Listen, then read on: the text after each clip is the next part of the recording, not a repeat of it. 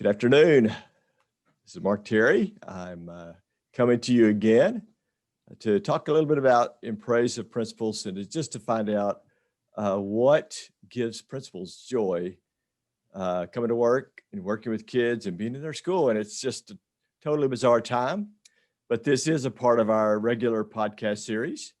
And you can pick us up on TEPSA Talk. You can go online and check it out at Spotify or on the website at TEPSA. I've enjoyed speaking with principals because I just tell you what, I'm jealous. I miss being a principal, and I miss what you do every day, even though these are challenging times. But I have one of my favorite principals with me today, and that is Dr. Annette Sanchez. She's at Hampton-Moreno-Dugal Early Childhood Center in Beeville ISD, and she is the past president of TEPSA, but I've known her for, gosh, how long, Annette? But I can't think of a more vivacious, exciting, happy person I don't know than Annette. So Annette, why don't you just tell us about yourself, about your family, your career, your service, and to TEPSA and the NESP. Well, I'll tell you, I came on to TEPSA very early as an aspiring administrator. So I'm excited about that. That was in 1997, Mark, if you'll believe that. Wow. Yep. And since then, I have just loved my service to TEPSA, my service to being a principal. I became interested working on my master's, going to the TEPSA conference and getting all that information and thinking, wow, all these people making such a huge impact. And that helped me just guide me to the principalship where I am now. I've been an administrator for 15 years, and I have loved every single bit of being an elementary principal. I'm here in Beeville, and I have a wonderful kids with about 400 children, and I'm just thankful just to be here, even in these times. I still think the principal job is the job that is the most challenging sometimes, but the most rewarding. Yeah. Well, you had to pivot. You were a fifth and sixth principal, and now you're an early childhood principal. How Yes. did that transition go? Well, I'll tell you, I spent some time in middle school and then intermediate and then came down to early childhood. And I have seen just the huge impact that early childhood has on the upper grades. I didn't realize, at the time to see the beginning readers and Mhm. how important that background is for letters, letter sound, and the love of reading and the love of school. Because we all know as we get the kids older, sometimes they have some gaps and we need Yep. to start closing those gaps early, so by the time they get into third and fourth and fifth, they have a good reading background, and they're loving to read, not no longer reading, learning to read, but reading to learn. Yeah. I think that's interesting. I went from elementary to high school to elementary to intermediate. And I think that one of the things that people don't realize is that if you're in middle school, you can say, well, those elementaries didn't prepare them right. If you're in high school, you can say, well, those middle schools didn't get them right. But I think that it gave me, and probably does you, a good feel that, hey, every level is key. And sometimes you have to start from zero, even if you're in fifth or sixth grade. I mean, fifth or sixth grade, when they start going through hormones, it's like you're starting over again. So Absolutely. And I try to, talk to my staff about that too, especially now, since we had a lot of kids out of school, we had remote learning and just a yeah, hard time for educators. And I said, you know what? It's all about progress. It's all about teaching them and closing those gaps, and then being also aware of that social emotional part that's so important right mm, now. yeah.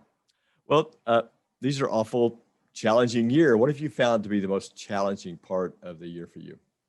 I think the most challenging part is having, right now we have some of our children who are remote and some of our children who are face to face. And it's trying to make sure that we're offering the same opportunity, the same rigor via Mm, remote. But with the early childhood, it's just so hard because I guess with any grade, because you want the hands-on and, distractibility at the home is so hard. And I think yes. that's just been the biggest challenge, is trying to make sure that we're keeping those remote learners engaged and they're progressing just as much as the ones that are face to face. And I think that's a challenge Yeah. that's really facing a lot of teachers right now and administrators. Wow. And I hear it every day, every day.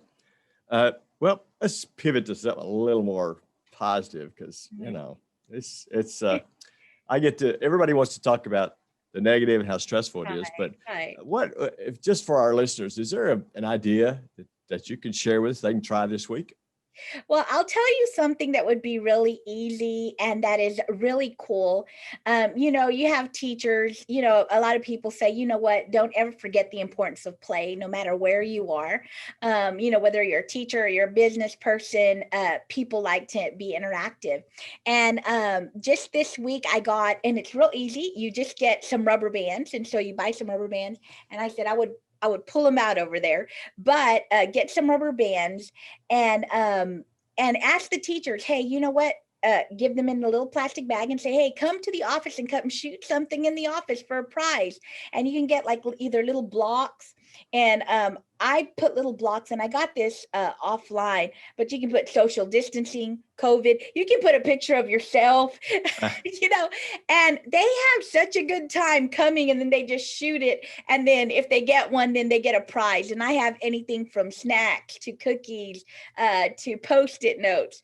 And I'll tell you, you will have the most fun, and they love it. It doesn't matter what grade level. I shared it at a principal's meeting. And I think it's something Cool. easy, and it's not that expensive, and it'll really help with your teacher morale, even I, if they're shooting you. I was fixing to say they would probably be shooting me. What's up with that?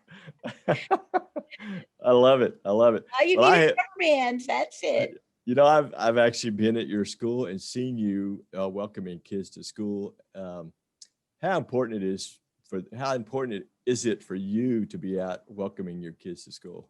You know what? It is the most important part of my day, and I do not miss it. I do not miss it. One, I mean, if I have a meeting at admin, I will tell them I need to be out there for my kids. And now, we used to have the parents coming in the building and leaving their children, and now they're outside.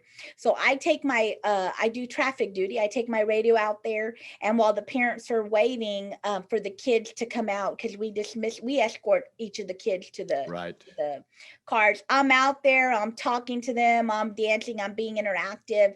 And I'll tell you, I say, yeah, I entertain them while they wait. And that has given me really a lot of joy, and to be out there with kids and to Mm, be interacting, because it is a hard time. And we can't forget that even though we have to be social distancing, we can still interact with our families and our children. And it's really the happiest part of my day, the beginning of the day and the end of the day. So I yeah. welcome them in with music, and then I lead them out home with music.